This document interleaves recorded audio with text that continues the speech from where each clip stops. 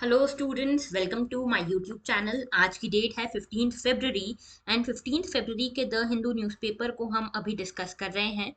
15 फरवरी का ये the Hindu newspaper हम डिस्कस करें उससे पहले कुछ चीज़ें आपको बता दूं कि आप हमसे इन तीन मीडियम्स के थ्रू कनेक्ट कर सकते हो। टेलीग्राम पे मैं आपको मयूरी भागवानी के नाम से मिल जाऊंगी, आप हमारा चैनल ज्वाइन कर सकते हो। इन लेक्चर्स की पीडीएफ और इनसे रिलेटेड क्विज वाले क्वेश्चंस जो हैं उनके लिए आप इस चैनल को ज्वाइन कर सकते हो। साथ में आपकी कोई भी क्वेरी हो, कोई डाउट हो तो आप मुझे मेल कर सकते हो और ट्विटर पे भी आप मुझसे कनेक्ट कर सकते हो। आगे बात करते हैं। सिर्फ 113 डेज बचे हैं यूपीएससी के लिए और आपकी अपनी प्रीलिम्स की प्रिपरेशन अब बहुत तगड़ी चलनी चाहिए। अपने प्रीवियस ईयर क्वेश्चन सॉल्व करना शुरू कर दो, टेस्ट सीरीज लगाना शुरू कर दो क्योंकि अब टाइम ज़्यादा बचा नहीं है। ओके। और देखो, तीसरी बात ये है कि आज के टॉपिक्स देख लेते हैं। सो GS1 में we have nothing for today. GS2 में हम देख लेते हैं। GS1 में वी हैव कल्चर में से श्री माधवाचार्य को देखेंगे हम। GS पेपर 2 में से हम देखेंगे इंटरनेशनल रिलेशन से इंडो श्रीलंका फिशरमैन इशू के बारे में। GS3 में हम देखेंगे साइंस इन टेक में जियो मैग्नेटिक स्टॉर्म्स के बारे में, अर्थ ऑब्जर्वेशन सैटेलाइट नंबर 4 के बारे में। इकोनॉमी में LIC का जो IPO आया है उसके बारे में देखेंगे एंड GS4 में we have nothing for today. Okay. हम पहले आर्टिकल से शुरू करते हैं। पहला आर्टिकल है अर्थ ऑब्जर्वेशन सैटेलाइट नंबर 4 के बारे में। फर्स्ट लॉन्च है ये 2022 का। 2022 का सबसे पहला लॉन्च जो इसरो ने किया है वो है अर्थ ऑब्जर्वेशन सैटेलाइट का। ये गई है सैटेलाइट जो है ये सन सिंक्रोनस पोलर ऑर्बिट में इसको लगाया गया है और ये गई है 529 किलोमीटर की हाइट पर इसको डिप्लॉय किया गया है। किसने डिप्लॉय किया, कौन लेके गया वहां तक? PSLV C54, sorry C52। PSLV C52 इसको यहाँ तक लेके गया है। अर्थ ऑब्जर्वेशन सैटेलाइट है, सन सिंक्रोनस है, 529 किलोमीटर्स की रेंज पे। ओके। अब देखो अर्थ ऑब्जर्वेशन सैटेलाइट क्या होती है। सबसे पहले अर्थ ऑब्जर्वेशन सैटेलाइट नाम से क्लियर है, अर्थ को ऑब्जर्व करने का काम करेगी ये, ठीक है। ये एक चीज आपको मैं डिफरेंस बता दूं। अर्थ ऑब्जर्वेशन सैटेलाइट जो होती है और एक होती है कम्युनिकेशन सैटेलाइट्स, ठीक है, जो जिनका काम होता है कम्युनिकेशन प्रोवाइड करना, इंटरनेट प्रोवाइड करना, इंटरनेट सर्विसेज वगैरह। अर्थ ऑब्जर्वेशन सैटेलाइट आप देखोगे जनरली लोअर ऑर्बिट में आपको मिलेगी, ठीक है, लोअर ऑर्बिट में।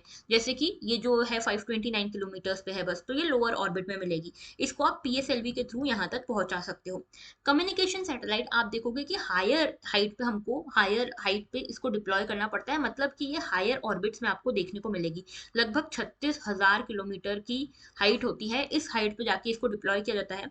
और क्योंकि ये हैवियर होती है, ज्यादा दूर तक जाना होता है, इसीलिए इनके लिए GSLV को यहाँ पे यूज करना पड़ता है। देखो ये वाली जो है ना अर्थ ऑब्जर्वेशन सैटेलाइट, ये कई बार देखा जाता है मैक्सिमम केसेस में पोलर ऑर्बिट में लगती है, जबकि जो कम्युनिकेशन सैटेलाइट है ये जियो स्टेशनरी या फिर जियो सिंक्रोनस ऑर्बिट में लगती है, इसलिए इसके लिए GSLV अलग से यूज होता है। GSLV का फुल फॉर्म क्या है? जियो सिंक्रोनस सैटेलाइट लॉन्च व्हीकल, ठीक है। जियो सिंक्रोनस या जियो stationery depending upon the size and the use of communication satellite.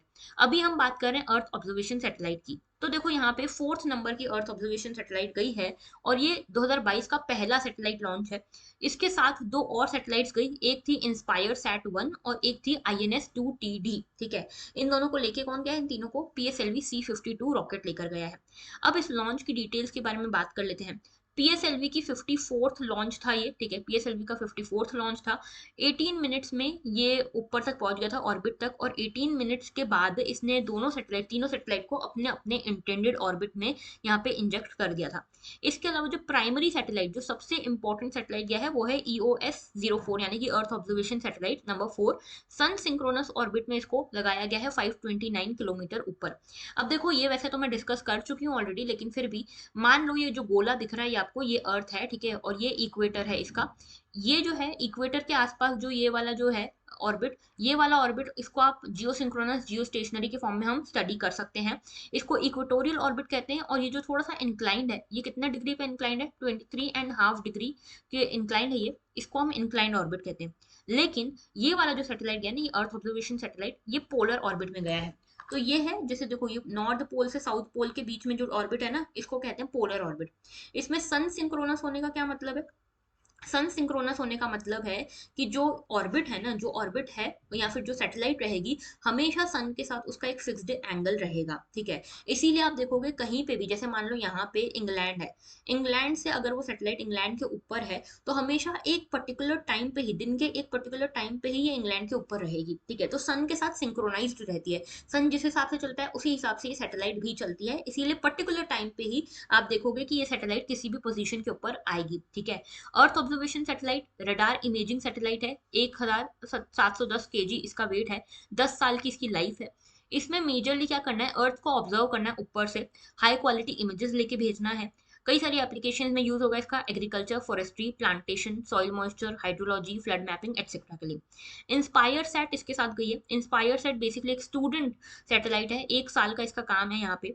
ये क्या काम करेगी, यहाँ पे आइनोस्फीयर में, आइनोस्फीयर के डायनामिक्स को समझेगी, सन की हीटिंग प्रोसेस कैसे हो रही है इसको समझेगी। इस सैटेलाइट को Indian institute of science and technology ने इसको बनवाया है, ठीक है। उसके बाद INS-2TD, ठीक है। ये क्या है, इसका 6 महीने का लाइफ टाइम है, 6 महीने का मिशन टाइम है, और इसका काम है, थर्मल इमेजिंग कैमरा लेकर गई है ये अपने साथ, और इसमें क्या करेगी, लैंड सरफेस टेम्परेचर नापेगी, वाटर सरफेस टेम्परेचर नापेगी, वेटलैंड का टेम्परेचर, थर्मल इनर्शिया, ये सब चीजें जो है लैंड पे टेम्परेचर को, मॉइस्चर को, इन सबको मेंटेन करना, इन सबको मॉनिटर करना काम होगा इस INS-2TD का, ठीक है। तो एक टेक्नोलॉजी डेमोन्स्ट्रेटर सैटेलाइट है। इसके पहले जो एक सैटेलाइट थी, इंडिया भूटान जॉइंट सैटेलाइट, ये यही काम करती थी, अब INS-2TD गई है, ठीक है। आई होप आपको समझ आया। अब देखो यही सेम चीज यहाँ पे बताई हुई है, 3 सैटेलाइट्स गई हैं C-52 के अंतर्गत, ठीक है। PSLV C-52 इसको लेके गया है, ये रॉकेट है, ठीक है। और बाकी सारी चीजें मैं आपको ऑलरेडी बता चुकी हूँ, तो इसको आप अगर चाहो तो पढ़ लेना। ओके। अब अर्थ ऑब्जर्वेशन सैटेलाइट क्या होती है, बेसिकली ये रिमोट सेंसिंग सैटेलाइट होती है, ठीक है। रिमोट सेंसिंग मतलब दूर से अर्थ को ऑब्जर्व करेगी, ठीक है। अब इसी को अर्थ ऑब्जर्वेशन सैटेलाइट कहते हैं, अर्थ के आसपास ऑर्बिट करती है। इसके कुछ मेजर जो फंक्शन है वो क्या है, नॉन मिलिट्री यूज के लिए यूज की जाती है, एनवायरमेंटल मॉनिटरिंग के लिए, मीटियोलॉजी के लिए, कार्टोग्राफी के लिए, इन सभी के लिए, ठीक है। इसके अलावा सैटेलाइट इमेजेस ले सकती है, एरियल फोटोग्राफ्स ले सकती है, साथ में जो पिक्चर्स हैं उनके साथ यहाँ पे GNSS रेडियो ऑक्यूलेशन भी कर सकती है ये, ठीक है। तो अभी मेन आपको ये समझना है कि रिमोट सेंसिंग को यहाँ पे पिक्चर्स के लिए यूज किया जाने वाला है, और स्पेशली जो अर्थ ऑब्जर्वेशन सैटेलाइट नंबर 4 है, ये फोर्थ है इस सीरीज में, अर्थ ऑब्जर्वेशन सैटेलाइट्स की सीरीज में फोर्थ नंबर की है ये। इसको किस किस यूज के लिए यूज किया जाएगा ये मैं आपको ऑलरेडी बता चुकी हूँ। अच्छा, ये किस किस के लिए, किस किस का जो डाटा है उसको कॉम्प्लीमेंट करेगी, एक है रिसोर्स सेट सैटेलाइट, एक है कार्टोसेट, एक है राइसेट 2B। इन सभी का यहाँ पे जो डाटा है वो इसके साथ कंपाइल करके यूज किया जाएगा। अगर आपने मूवी देखी होगी उरी, उरी मूवी में आपने देखा होगा कि जब वो प्लानिंग करते हैं, सारा जो सर्जिकल स्ट्राइक करने की जो प्लानिंग करते हैं, तो उसमें कहा जाता है कि रीसेट 1 या रीसेट 2 जो है उसको लगाया जाता है स्पेशली मॉनिटरिंग के लिए, कि यहाँ पे किस तरह की सिचुएशंस बनी हुई है बॉर्डर लाइन पे। तो समझ रहे हो ये रीसेट क्या करता है, ये यहाँ पे चेक करता है कि अर्थ को ऑब्जर्व करने का काम करता है, वहां पे हाई क्वालिटी इमेजेस देता है, और उसी को यहाँ पे कॉम्प्लीमेंट करने गया है ये earth observation satellite number 4। Okay. आगे बात करते हैं नेक्स्ट इशू की, श्री माधवाचार्य के बारे में। Indian culture, history, art and culture वाला जो टॉपिक है उससे इंपॉर्टेंट टॉपिक है ये। श्री माधवाचार्य ये क्यों न्यूज में थे, क्योंकि हमारे जो प्राइम मिनिस्टर हैं नरेंद्र मोदी जी, इन्होंने इनको कुछ ट्रिब्यूट पे किया है इनकी एनिवर्सरी पे, ठीक है। तो इनका नाम है श्री माधवाचार्य, उडुपी में इनका जन्म हुआ था। उडुपी अभी काफी न्यूज में चल रहा है, ठीक है। क्यों न्यूज में चल रहा है आप सभी को पता है, कर्नाटक का इशू चल रहा है यहाँ पे, ठीक है। अब देखो यहाँ पे 1238 AD में इनका जन्म हुआ था, विजयादशमी के दिन पे, और इनका नाम रखा गया था वासुदेव, ठीक है। इनको ये 3 ट्रिनिटी ऑफ फिलोसोफर्स हैं, ठीक है। ये फिलोसोफर्स जो हैं इनका काम क्या है, इन फिलोसोफर्स का काम है इंडियन थॉट को इन्फ्लुएंस करना। तो इन्होंने वेदास और पुराणास के बेसिस पे, इनको ये ट्रिनिटी ऑफ फिलोसोफर का मतलब क्या है, बेसिकली इनका काम ये था, इन्होंने क्या क्या किया है, इंडियन थॉट को वेदास और पुराणास के बाद, वेदास और पुराणास के से यहाँ पे इसको काफी इन्फ्लुएंस किया है इंडियन फिलोसफी को। तो एक तो थे माधवाचार्य, दूसरे थे शंकराचार्य, और तीसरे थे रामानुजाचार्य। इन्होंने जो फिलोसफी है, द्वैतावाद, अद्वैतावाद, विशिष्ट द्वैतावाद, ये सारी फिलोसफीज इनसे ही रिलेटेड है, ठीक है। तो ये ट्रिनिटी ऑफ फिलोसफर्स जो है इन्होंने काफी इन्फ्लुएंस किया है इंडियन थॉट को after the ages of Vedas and Puranas. Okay.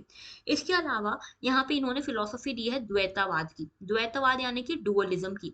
Dualism क्या है ये मैं आपको बताऊंगी। इसके अलावा यहाँ पे अच्युत प्रेक्षा, इनका नाम जो है माधव, वो एक्चुअल माधव नाम नहीं था, इनका एक्चुअल नाम वासुदेव था। माधव इनको नाम दिया गया है अच्युत प्रेक्षा से, ठीक है, अच्युत प्रेक्षा से इनको ये नाम मिला। इनके लिटरेरी वर्क्स की बात करें तो तत्ववाद इनका एक फिलोसॉफी थी, जिसमें तत्ववाद में इन्होंने द्वैतावाद की जो फिलोसॉफी है उसको बताया है। गीता भाष्य, ब्रह्मसूत्र भाष्य, अनुभाष्य, कर्म निर्णय और विष्णु तत्व निर्णय, ये सब इनके वर्क्स हैं। प्रीलिम्स के लिए काफी इंपॉर्टेंट टॉपिक है ये। द्वैता फिलोसॉफी क्या है, द्वैतावाद। देखो, ये जो फिलोसॉफी है द्वैतवाद, इसमें बेसिकली होता क्या है, आसान भाषा में समझते हैं। द्वैत मतलब दो चीजें, दो चीजों की डाइकोटॉमी होना, डाइकोटॉमी यानी कि दो चीजें होना, बाइनरी चीजें होना, ठीक है। एक होते हैं कौन, एक होता है सोल, ठीक है, और एक होते हैं भगवान जिनको हम कहते हैं गॉड। तो God is also known as Brahma और ब्रह्मन, ठीक है, ब्रह्मा ब्राह्मण ब्रह्म कुछ भी कह सकते हो। सोल इज आत्मा, ठीक है। तो यहाँ पे इनका कहना था, द्वैतवाद में ये कहते हैं कि आत्मा और ब्रह्मा ये दोनों अलग अलग चीजें हैं, ठीक है। इनका यह मानना है कि यहाँ पे ये दोनों अलग अलग चीजें हैं। और यहाँ पे एक चीज और, कि यहाँ पे हमने देखा था रामानुजाचार्य के बारे में, ठीक है। रामानुजाचार्य जो है वो बात करते हैं अद्वैतावाद की, ठीक है, विशिष्ट अद्वैतावाद, अद्वैतावाद की बात करते हैं। तो अद्वैतावाद जो है उसमें वो क्या कहते हैं कि आत्मन इज इक्वल टू ब्रह्मा, तो आत्मा और ब्रह्मा एक ही जैसे हैं, ठीक है। ये रामानुजाचार्य या फिर जो अद्वैतावाद वाले हैं वो कहते हैं। द्वैतावाद बोलते हैं कि आत्मा और ब्रह्मा अलग अलग हैं। तो बेसिकली इन्होंने श्री शंकराचार्य जो थे उनको उनके अगेंस्ट यहाँ पे बात की। इन्होंने बोला द्वैतावाद फिलोसॉफी में क्या होता है कि वर्ल्ड जो है रियल है, ठीक है, ये जो संसार है ये रियल है, ये कोई किसी भी तरह का इल्यूजन नहीं है। आत्मा जो है, सोल जो है, वो इससे बंधी हुई रहेगी तब तक जब तक वो इग्नोरेंट है, जब तक उसमें नॉलेज नहीं है, जब तक उसमें ज्ञान नहीं है, जब तक ब्रह्मा का ज्ञान उसमें नहीं है, जब तक उसको ये समझ नहीं आता कि गॉड एग्जिस्ट करते हैं, गॉड में उनका जब तक विश्वास नहीं है, तब तक जो सोल है वो बंधी रहेगी किसके साथ, वर्ल्ड के साथ, संसार के साथ। अब ये सोल तभी रिलीज होगी जब उनको ये समझ में आ जाए कि वो श्री हरि यानी कि ब्रह्मा, ब्रह्मा का जब ग्रेस वो सीख करना चाहेंगे तभी वो इस संसार से, इस वर्ल्ड के बॉन्डेज से टूटेंगे, ठीक है। तो मतलब आत्मा इस वर्ल्ड से तभी रिलीज होगी जब वो गॉड को सीख करेगी, जब वो श्री हरि या फिर जब वो ब्रह्मा को सीख करेगी। तो श्री हरि तक पहुंचने का एक ही रास्ता है कि भक्ति प्रैक्टिस करो। भक्ति कैसे होगी, जब आप मेडिटेट करोगे। तो जब वो कोई पर्सन मेडिटेट करता है, उसको एक क्लियर माइंड चाहिए, उसको अपने आप को हर चीज से डिटैच करना पड़ेगा, उसको सेक्रेट टेक्स्ट को पढ़ना पड़ेगा। ये सब चीजें करके जब आप श्री हरि तक पहुंचते हो मेडिटेट करके, जब आप गॉड को सीख करने जाते हो, ब्रह्मा को सीख करने जाते हो, तब आत्मा जो है, आपकी सोल जो है, वो इस वर्ल्ड से अलग होगी। ये चीज कहते हैं द्वैता फिलोसॉफी, ठीक है, द्वैतावाद। आगे बात करते हैं नेक्स्ट इशू की, द पाक बे फिशरीज कॉन्फ्लिक्ट। अब ये कॉन्फ्लिक्ट क्या है, देखो यहाँ पे बेसिकली क्या हुआ है इसके बारे में हमने पहले भी पढ़ा हुआ है, लेकिन फिर भी मैं आपको थोड़ा सा बता देती हूँ। देखो, ये न्यूज आई, श्रीलंका की जो नेवी है इन्होंने अभी रिसेंटली 12 फिशरमैन को यहाँ पे अरेस्ट कर लिया है। इंडिया के 12 फिशरमैन थे, रामेश्वरम डिस्ट्रिक्ट के पास में, इनको अरेस्ट कर लिया गया है। और इनके साथ अरेस्ट की गई है दो फिशिंग बोट को सीज कर लिया गया है। किस चार्जेस पे इनको अरेस्ट किया गया है, कि ये इलीगल फिशिंग कर रहे थे। जो श्रीलंका और इंडिया के जो वाटर्स हैं बीच में, पाक स्टेट जो है, ठीक है, पाक स्टेट, वहां पे इनको अरेस्ट किया गया है इस चार्ज पे कि ये इलीगल फिशिंग कर रहे थे। तो ये जो है तीसरा अरेस्ट है 15 दिन में, 15 दिन में तीसरा अरेस्ट है। इसके पहले भी काफी सारे अरेस्ट हो चुके हैं, ठीक है। अभी 10 दिन से क्या हो रहा था, श्रीलंका में काफी प्रोटेस्ट भी हो रहा है, जो वहां के फिशरमैन ने प्रोटेस्ट कर रहे हैं कि आप श्रीलंका की नेवी को स्ट्रिक्ट होना चाहिए, इंडियन फिशरमैन को घुसने नहीं देना चाहिए, ये सब चीजों के लिए प्रोटेस्ट हो रहा है। इसीलिए श्रीलंकन नेवी ज्यादा एक्टिव भी दिख रही है, ठीक है। इसीलिए जो तमिलनाडु के चीफ मिनिस्टर हैं उन्होंने भी नरेंद्र मोदी जी को यहाँ पे एक चिट्ठी लिखी कि यहाँ पे जो 12 लोगों को अरेस्ट किया गया है उनका इमीडिएट यहाँ पे रिलीज कराने की कोशिश की जाए, ठीक है। तो ये बहुत लंबा इशू है जो इंडिया और श्रीलंका के टाइज को, जो बायलेटरल टाइज है, उनको काफी अफेक्ट कर रहा है। तो बेसिकली क्या हो रहा है यहाँ पे, देखो, अभी कुछ दिन पहले यहाँ पे देखा गया था कि इंडियन फिशरमैन की डेथ हो गई थी यहाँ पे, ठीक है, क्योंकि क्लैश हो गया इंडियन और श्रीलंकन फिशरमैन में। सेम दो फिशरमैन जो है श्रीलंका से थे, इनकी भी डेथ हो गई थी जाफना में। तो यहाँ पे एक फ्लैश पॉइंट बन के रह गया है ये फिशिंग का जो इशू है। बैक स्टोरी क्या है इसकी, बैक स्टोरी ये है कि देखो, पहले जो था इंडिया और श्रीलंका के बीच में काफी कॉर्डियल रिलेशन हुआ करते थे, ठीक है, काफी कॉर्डियल रिलेशन थे। यहाँ पे क्या हुआ, इंडिया और श्रीलंका जो है, इनको अभी इशू क्या है कि अभी तक ये डिसाइड नहीं कर पा रहे कि कैसे हम फिशिंग का डिवीजन करेंगे। पाक स्टेट जो है बीच में लाई करती है इंडिया और श्रीलंका के, इसको हम कैसे सेपरेट करें दो कंट्रीज के लिए, क्योंकि फिशिंग को कैसे सेपरेट करें। तो यहाँ पे जो स्ट्रेट है ये श्रीलंका के जस्ट ऊपर पड़ती है, 100 किलोमीटर इसका वाइडेस्ट पॉइंट है, ठीक है। और ये काफी रिच है मरीन रिसोर्सेज को लेकर, जैसे श्रिम्प हो गया, फिशेज हो गई, इनको लेकर।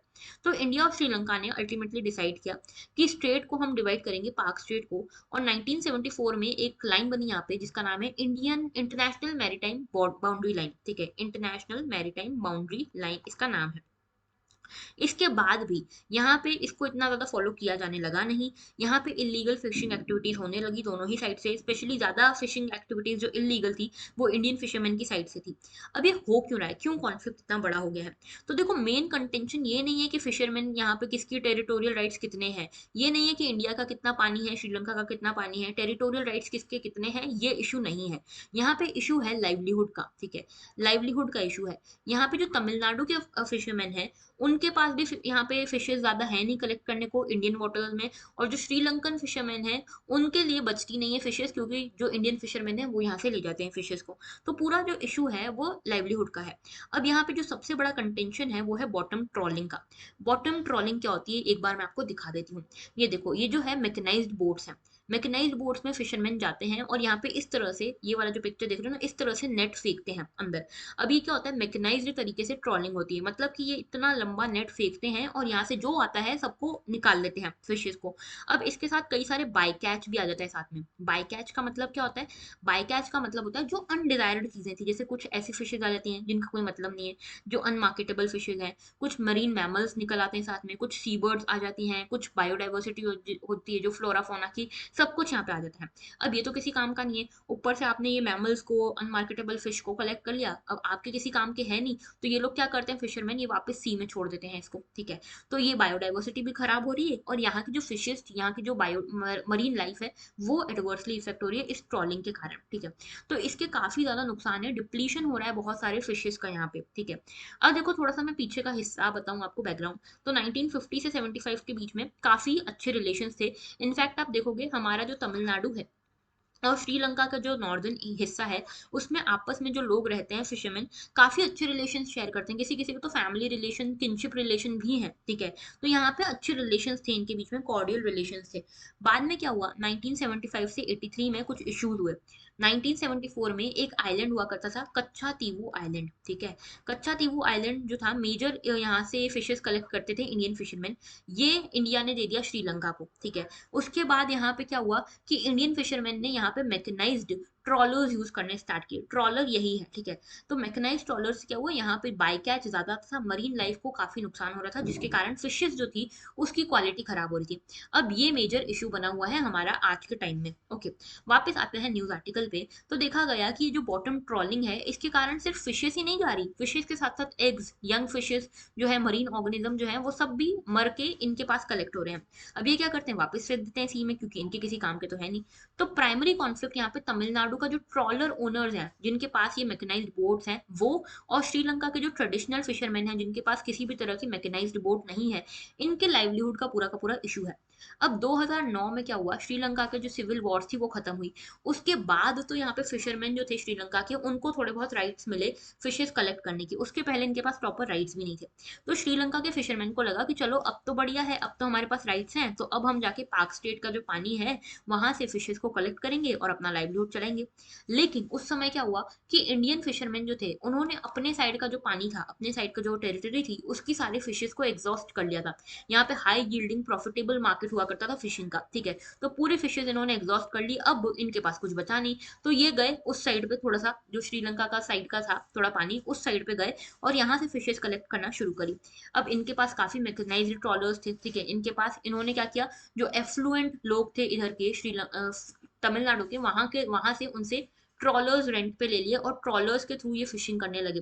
तो सारी की सारी फिशेस इनके पास ही जा रही थी।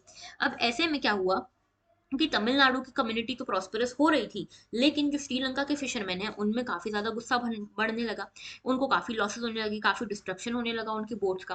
तो ये जो पूरा कॉन्फ्लिक्ट है, ये अब इसका ह्यूमन कॉस्ट भी चुकाना पड़ रहा है। ह्यूमन कॉस्ट किस तरह से, काफी सारे जो फिशरमैन है, इंडियन फिशरमैन और श्रीलंकन फिशरमैन, इनके बीच में क्लैशेस हो रहे हैं, तो एक दूसरे को मार वार दे रहे हैं। तो अभी इंडिया के कई सारे फिशरमैन की यहाँ पे डेथ हुई थी, ठीक है। उसके बाद 5 फिशरमैन जो थे इंडिया के, 5 फिशरमैन की डेथ हुई। अभी रिसेंटली श्रीलंका के 2 फिशरमैन की डेथ हुई है। तो ह्यूमन डेथ यहाँ पे काफ़ी हो रही है, ह्यूमन कॉस्ट बहुत बड़ा लग रहा है यहाँ पे। तो इंडिया ने भी अर्ज किया है श्रीलंका से कि आप ह्यूमैनिटेरियन अप्रोच निभाइए। इंडियन फिशरमैन को अगर आपको डिटर भी करना है, यहाँ से हटाना भी है, तो आप ह्यूमैनिटेरियन अप्रोच को फॉलो करके करिए। अब एक इशू ये भी है कि दोनों की जो अथॉरिटीज है सिर्फ बातें कर रही है, कंडेमनेशन कर रही है, डिनायल कर रही है, लेकिन कोई कुछ कर नहीं रहा। एग्जैक्टली इन्वेस्टिगेशन कुछ नहीं हो रही कि हो क्या रहा है एग्जैक्टली, ठीक है। ग्राउंड पे हुआ कैसे, क्या 5 लोगों की डेथ कैसे हुई, उधर के 2 लोगों की डेथ कैसे हुई, ये इन्वेस्टिगेशन नहीं हो रहा है। दूसरी चीज ये कि यहाँ पे न्यू दिल्ली ने सोचा था, हमारी इंडिया की सरकार ने सोचा कि जो तमिलनाडु के फिशरमैन है इनको डाइवर्ट किया जाए, इनको कोई और रास्ता दिया जाए, सो दैट ये वहाँ पे इशू वहाँ से फिशिंग कर सके, इनका लाइवलीहुड चल सके। लेकिन वो इनिशिएटिव भी ज्यादा काम नहीं किया, इसलिए फिशरमैन को फाइनली वही करना पड़ा, इंडियन फिशरमैन को ट्रॉलिंग करनी पड़ी। अब खाने पीने को तो सबको चाहिए ना, लाइवलीहुड तो सबको चलाना है। थर्डली क्या हुआ, तमिलनाडु ने यहाँ पे बोला, तमिलनाडु की जो गवर्नमेंट थी वो अभी तक यहाँ पे एग्री नहीं कर रही है कि हम यहाँ पे जो अपने फिशरमैन है उनको ट्रॉलर्स यूज करने से रोकेंगे। अब क्योंकि ये ट्रॉलर्स यूज करने वाले हैं आगे भी, तो श्रीलंका के फिशरमैन को इनके ऊपर विश्वास नहीं है। तो यहाँ पे जो प्रॉपर फिशिंग होनी चाहिए प्रॉपरली वो हो नहीं रही है, उल्टा हिंसा ज्यादा हो रही है। और एक इशू ये भी है कि दोनों जो फिशरमैन है तमिलनाडु और श्रीलंका, आपस में ये काफी अच्छे रिलेशन शेयर करते थे, ठीक है। लेकिन अब इशू यही हो रहा है कि कोई अपने रिलेशंस के लिए अपना लाइवलीहुड तो छोड़ेगा नहीं। तो कुल मिला के अभी फिशरमैन का इशू ये था पूरा, ठीक है। तो 2-3 बड़े बड़े इश्यूज हैं जो आपको पता होना चाहिए। एंड आज की डेट में जो इंडो श्रीलंका रिलेशन है, बाकी सभी डायमेंशन में अच्छा कर रहे हैं, लेकिन सिर्फ और सिर्फ सबसे बड़ा कंटेंशियस इशू यही वाला है, ठीक है। तो इसके बारे में डेवलपमेंट बतानी थी, इसलिए मैंने ये इशू रखा था। आगे बात करते हैं जियो मैग्नेटिक स्टॉर्म्स की। रिसेंटली क्या हुआ, एलन मस्क जो कि टेस्ला के ओनर है, इन्होंने अपना जो प्रोजेक्ट था इनका स्टारलिंक, उसमें कई सारी सैटेलाइट्स भेजी हुई थी।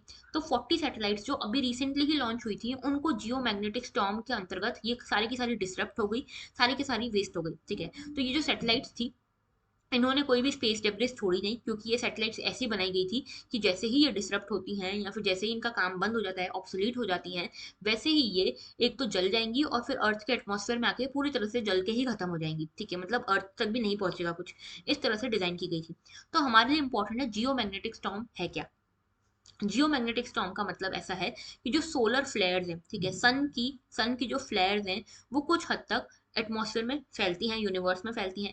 तो ये सन की जो फ्लेयर्स हैं, जब एक्स्ट्रा इनकी रेडिएशन अर्थ की रेडिएशन से मिलने लगे, जब एक्स्ट्रा कुछ सन के फ्लेयर्स यहाँ पे आने लगी अर्थ तक, उसको हम कहते हैं जियो मैग्नेटिक स्टॉर्म। अब ये रेडिएशन जो अर्थ की तरफ आती हैं ज्यादा सन की, ये क्या करती हैं, अर्थ की मैग्नेटिक फील्ड के साथ इंटरेक्ट करती हैं और इसके कारण आ जाता है जियो मैग्नेटिक स्टॉर्म। अब ये जो डिस्टर्बेंस है मेजरली किस किस कारण से होता है, एक तो सोलर कोरोनल मास इजेक्शन के कारण। सन में आपको पता है कई सारी लेयर्स हैं, उसमें एक है कोरोनल इजेक्शन यहाँ पे होता है, मास इजेक्शन। और जब ये ज्यादा होता है तो एक इशू ये बन जाता है मैग्नेटिक स्टॉर्म का। दूसरा है को रोटेटिंग इंटरेक्शन रीजन, ठीक है। इसके कारण भी क्या होता है कि सोलर विंड्स जो है हाई स्पीड में रोटेट करती हैं और उसके कारण यहाँ पे ये जियो मैग्नेटिक स्टॉर्म आ सकता है। इसके अलावा देखो इसके इफेक्ट्स क्या रहते हैं।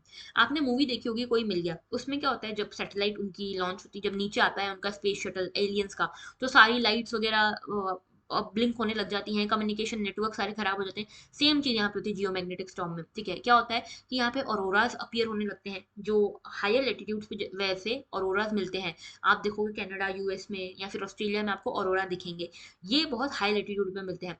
लेकिन जब जियो मैग्नेटिक स्टॉर्म आता है तो कम लेटीट्यूड्स पे, लोअर लेटीट्यूड्स पे भी आपको ये देखने को मिल जाएंगे, ठीक है। जो लाइट्स होती है ना, स्काई में लाइट्स होती है, आप देखना गूगल करके, ऑरोरा की पिक्चर्स बहुत सुंदर होते हैं, ठीक है।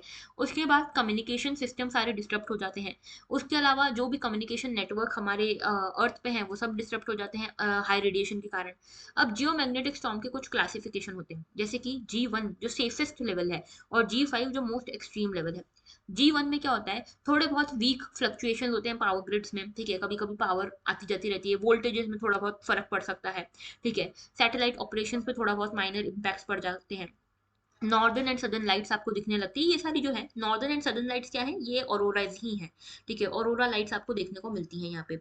ओके, G5 क्या है, G5 जब आता है, जियो स्टॉर्म आता है, जियो मैग्नेटिक स्टॉर्म, तो वोल्टेज कंट्रोल की बहुत ज्यादा प्रॉब्लम हो जाती है, पूरा का पूरा ग्रिड कोलैप्स हो सकता है, ब्लैकआउट हो सकता है, रेडियो वेव्स जो है वो पूरा यहाँ पे ट्रैवल करना बंद कर देती हैं, लो फ्रीक्वेंसी रेडियो जो है ये खत्म हो जाता है, ऑरोरा जो है आपको बहुत ही कम लैटिट्यूड्स पे दिखने लगते हैं।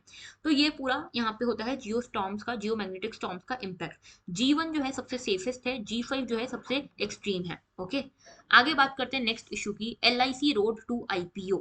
यहाँ पे क्या हो रहा है देखो, LIC जो है, LIC लाइफ इंश्योरेंस कॉर्पोरेशन, इसका सुना होगा आपने, जिंदगी के साथ भी जिंदगी के बाद भी, ठीक है, इनका ये काफी पुरानी कॉर्पोरेशन है गवर्नमेंट की। क्या काम करती है ये, लाइफ इंश्योरेंस प्रोडक्ट्स देती है लोगों को, लाइफ इंश्योरेंस प्रोडक्ट्स प्रोवाइड करती है लोगों को, गवर्नमेंट बॉडी है, आज की डेट में 100% गवर्नमेंट बॉडी है। क्या हो रहा है इसमें, इसमें क्या हो रहा है, इसमें गवर्नमेंट जो है डिसइन्वेस्टमेंट कर रही है कई सारी जगहों से। अब इसमें डिसइन्वेस्टमेंट करने का गवर्नमेंट ने क्या तरीका खोजा है, देखो, डिसइन्वेस्टमेंट का मतलब क्या है कि गवर्नमेंट एंटिटीज जो है उसमें से गवर्नमेंट अपने शेयर्स कम करके थोड़े शेयर्स प्राइवेट सेक्टर को बेच रही है, ठीक है। अब इसका डिसइन्वेस्टमेंट कैसे हो रहा है, LIC का निकल रहा है IPO। IPO का मतलब क्या होता है, इनिशियल पब्लिक ऑफरिंग, ठीक है। इसमें मतलब पहली बार LIC को यहाँ पे लिस्ट किया गया है, और यहाँ पे LIC के कुछ शेयर्स, कितने शेयर्स, 5% स्टेक्स, LIC के 5% स्टेक्स को यहाँ पे IPO में रखा गया है, यानी कि गवर्नमेंट ने LIC के जो 5% स्टेक है, पहले क्या था, गवर्नमेंट 100% की, LIC की 100% की मालिक थी, अभी गवर्नमेंट ने बोला है कि हमको सिर्फ 95% चाहिए, 5% स्टेक्स को इन्होंने IPO में रखा है, यानी कि मार्केट में रखा है। जो भी प्राइवेट प्लेयर्स चाहें वो इस LIC के 5% को आके खरीद सकते हैं, एक 10 कितने भी लोग आके इस 5% को खरीद सकते हैं, ठीक है। तो इस 5% की कीमत कितनी है, इस 5% की कीमत है 60,000 करोड़ रुपए, ठीक है। और इसके बारे में ये पूरा आर्टिकल है। अब देखो क्या हो रहा है, अभी 100% अभी LIC का गवर्नमेंट के पास है, इसमें गवर्नमेंट चाह रही है 5% की ऑफलोडिंग करना। ये एक तरह से जो डिसइन्वेस्टमेंट टारगेट है गवर्नमेंट का फाइनेंशियल ईयर 22 के लिए, उसको फुलफिल करने के लिए एक आगे का मिशन है, ठीक है, मतलब इसके लिए यहाँ पे ये किया जा रहा है। LIC करती क्या है, आप सभी को पता होगा, आप सभी के घर में कहीं ना कहीं किसी ना किसी ने इंश्योरेंस लिया होगा, और मोस्टली सारे के सारे LIC से लेते हैं, ठीक है, क्योंकि LIC में काफी सारे फायदे हैं। क्या फायदे हैं दिखाऊंगी, मैं आपको बताऊंगी। तो LIC basically life insurance products के लिए फेमस है, इसको सेल करती है। यहाँ पे कस्टमर्स जो हैं कुछ ना कुछ प्रीमियम भरते हैं हर महीने या हर साल में, और उसके बदले में अगर किसी की भी अब्रप्टली डेथ हो जाती है, या फिर किसी की कोई एक्सीडेंटल डेथ हो जाती है, या फिर एक्सीडेंटल डिसेबिलिटी आ जाती है, तो इस केस में क्या होता है कि यहाँ पे ये जो कंपनीज हैं ये लाइफ इंश्योरेंस के तौर पे कुछ आपको अमाउंट, कुल मिला के एक्यूमुलेटेड अमाउंट आपको देती हैं। तो कुछ प्रीमियम आपको भरना है, उसके बदले आपको ये अमाउंट मिलेगा अगर आपके साथ कोई भी हादसा होता है तो, या फिर आपकी फैमिली को मिलेगा अगर आपके साथ कोई हादसा होता है तो। ओके, अब देखो यहाँ पे होता क्या है, यहाँ पे आपसे लिया गया प्रीमियम आपको देना है तब जब अगर आपके साथ कुछ हादसा हुआ तो, ठीक है, वरना आपको अभी नहीं देना है। तो ये पैसा LIC ने जमा कर लिया। अब इस पैसे को LIC क्या करती है, कुछ परसेंट हिस्सा जो है इसको यहाँ पे री इन्वेस्ट करती है वापस से। री इन्वेस्ट कैसे करती है, जो प्रीमियम होल्डर्स हैं, जिन्होंने पॉलिसी होल्डर्स हैं, जिन्होंने पॉलिसी में पैसा दिया है, उनको कुछ कुछ बोनस देती है, ठीक है। उसके अलावा आपने अगर पॉलिसीज देखी होगी तो कई सारी पॉलिसीज होती है जिसमें आपको बोनस मिलता है कुछ टाइम के बाद। तो ये जो पॉलिसी होल्डर्स हैं उनको अट्रैक्ट करने के लिए एक पॉलिसी होती है, ठीक है, तो ये री इन्वेस्टमेंट होता है। दूसरा, कंपनी क्या करती है LIC कि ये जो पैसा आया, अब इस पैसे को कई जगहों पे यहाँ पे इन्वेस्ट करेगी, जैसे कि गवर्नमेंट स्टॉक्स में इन्वेस्ट करेगी, गवर्नमेंट बॉन्ड्स में इन्वेस्ट करेगी, इन्वेस्टमेंट प्रोडक्ट्स और दूसरे जो होते हैं जिसमें और अच्छे रिटर्न मिल सके, उसमें ये सब इन्वेस्टमेंट होता है। तो कुल मिला के अगर फाइनेंशियल ईयर 22 की बात करें, तो पहला हाफ जो था, पहले के 6 महीने, उसमें लगभग 1400 करोड़ का प्रॉफिट कमाया है LIC ने, ठीक है। तो LIC जो है इसका यहाँ पे प्रॉब्लम क्या है, क्यों LIC को यहाँ पे 5% स्टॉक्स को यहाँ पे ऑफशोर इसकी ये की जा रही है, ऑफलोडिंग की जा रही है, क्यों इसको IPO इसकी आई है। तो देखो एक चीज ये कि LIC क्या करती है, LIC प्रॉफिट काफी अच्छा कमा रही है, जैसे 1400 करोड़ का अभी प्रॉफिट कमाया 6 महीने में, ठीक है। फिर भी क्या करती है कि मान लो 100% अब गवर्नमेंट ने इसकी होल्डिंग रखी है, ठीक है, अभी 1400 करोड़ जितना भी प्रॉफिट कमाया, इसमें से लगभग 95% जो है हिस्सा वो जाता है वापस री इन्वेस्ट होता है, ठीक है। री इन्वेस्ट किस फॉर्म में होता है, इससे क्या होता है फायदा, 95% जो प्रॉफिट हो रहा है LIC इसको री इन्वेस्ट करती है, मतलब कि इससे ही पॉलिसी होल्डर्स को बोनस मिलता है, इसी से ज्यादा रिटर्न्स कमाती है एलआईसी, तो इसी से जो लोग हैं, जो पॉलिसी होल्डर्स हैं, उनको काफी ज्यादा फायदा होता है इस 95% का जो प्रॉफिट जो री इन्वेस्ट होता है उससे। और गवर्नमेंट को सिर्फ 5% हिस्सा मिलता है प्रॉफिट का। तो भले ही इतना ज्यादा प्रॉफिट कमा रही है एलआईसी, लेकिन गवर्नमेंट को कितना मिलता है? 5% हिस्सा। तो गवर्नमेंट को लग रहा है कि अगर और शेयर होल्डर्स आते हैं तो ज्यादा अच्छा है। अब देखो यहाँ पे इशू क्या है। लोग कह रहे हैं कि अगर इसका आईपीओ निकलता है तो इसमें प्राइवेट प्लेयर्स आएंगे। अब प्राइवेट प्लेयर्स अगर इसके 5% स्टेक्स को खरीद रहे हैं तो कुछ सोच के ही खरीदेंगे। उनको आप कहीं पे भी इन्वेस्ट करोगे तो क्यों इन्वेस्ट करोगे कि आपको ज्यादा रिटर्न्स की उम्मीद है। अब एलआईसी का इतना रिटर्न नहीं है, ठीक है। एलआईसी आप देख रहे हो गवर्नमेंट को 5% हिस्सा दे रही है अपने प्रॉफिट का, तो ये लोग क्यों इन्वेस्ट करेंगे। तो यहाँ पे क्रिटिक्स का कहना ये है कि अगर इसका आईपीओ आता है, अगर इसका थोड़ा भी प्राइवेटाइजेशन होता है, तो यहाँ पे क्या होगा, जो प्राइवेट प्लेयर्स आए हैं वो ज्यादा से ज्यादा प्रॉफिट खींचने की कोशिश करेंगे। तो हो सकता है कि 95% से 90% रह जाए उतना हिस्सा जो री इन्वेस्ट करने वाली है एलआईसी। मतलब यहाँ पे जो कुछ एक्सपर्ट्स हैं उनका कहना है कि आज की डेट में 95% जो प्रॉफिट है वो पॉलिसी होल्डर्स को वापस जाता है बोनस के फॉर्म में, या फिर री इन्वेस्ट करती है एलआईसी। हो सकता है कि 95% घट के 90% रह जाए, और सिर्फ 90% जो प्रॉफिट का हिस्सा है वो पॉलिसी होल्डर्स के भले के लिए खर्च किया जाए, बोनस के लिए हो या इन्वेस्टमेंट के लिए हो, ठीक है।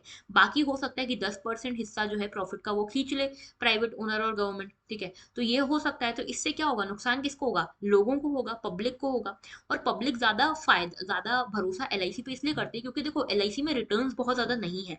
इससे ज्यादा अच्छे रिटर्न्स आपको म्यूचुअल फंड्स में मिल जाएंगे, स्टॉक्स में मिल जाएंगे, इक्विटीज में मिल जाएंगे, बहुत सारी जगह पे इससे बेटर रिटर्न आपको मिल जाएंगे।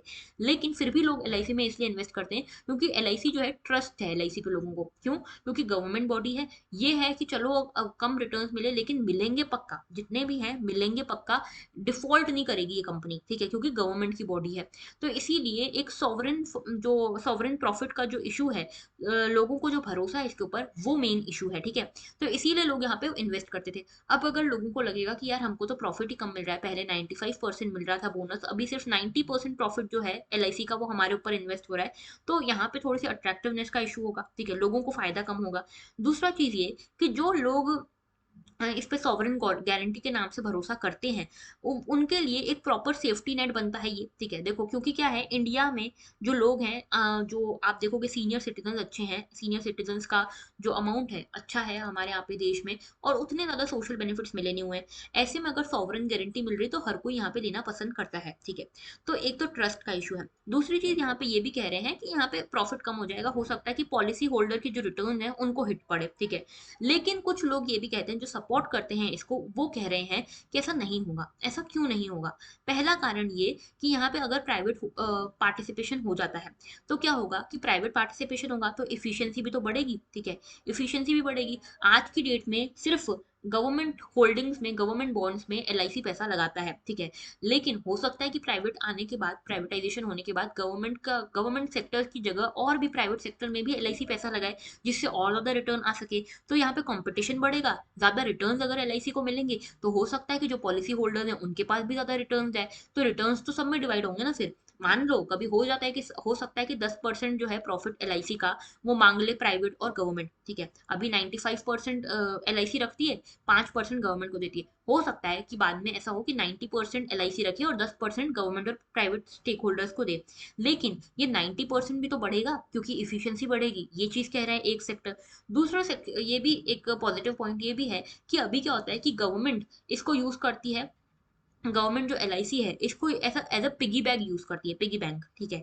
जैसे क्या होता है कि मान लो किसी भी कंपनी के ऊपर ऐसा हुआ कि किसी भी कंपनी, कोई भी कंपनी डिफॉल्ट करने वाली है, या कोई भी कंपनी लॉस में जा रही है गवर्नमेंट की, तो गवर्नमेंट क्या बोलती है कि एलआईसी इसको खरीद लो, ठीक है। अब एलआईसी का कोई मतलब है नहीं, इससे कोई बिजनेस, प्रॉपर बिजनेस आइडिया है नहीं है, ठीक है। एलआईसी क्यों खरीदे लॉस मेकिंग कंपनी को, जबकि एलआईसी तो अच्छा प्रॉफिट कमा रही है। लेकिन गवर्नमेंट इसको इस तरह के कामों के लिए यूज करती है, ठीक है, बेल आउट कराने के लिए। तो अभी तक जैसे एलआईसी ने खरीदा है आईडीबीआई बैंक को, इडबी बैंक को खरीदा है, डीएचएफएल को खरीदा है, रिलायंस कैपिटल, इस तरह की कंपनीज जो हैं, जो जिनके पास पैसा है ही नहीं, उनको खरीदने के ऊपर मजबूर करती गवर्नमेंट इनको। अगर प्राइवेट पार्टिसिपेशन हो जाता है तो गवर्नमेंट यहाँ पे रेजिस्ट कर सकती है एलआईसी, ठीक है। एलआईसी रेजिस्ट कर सकती है कि मैं इन चीजों में, इन कंपनीज में क्यों अपना पैसा डालूं, मैं यहाँ पे उल्टा पब्लिक को फायदा दूं ना, मैं इन चीजों में क्यों पैसा डालूं जब ये कोई बिजनेस मेकिंग आइडिया है ही नहीं।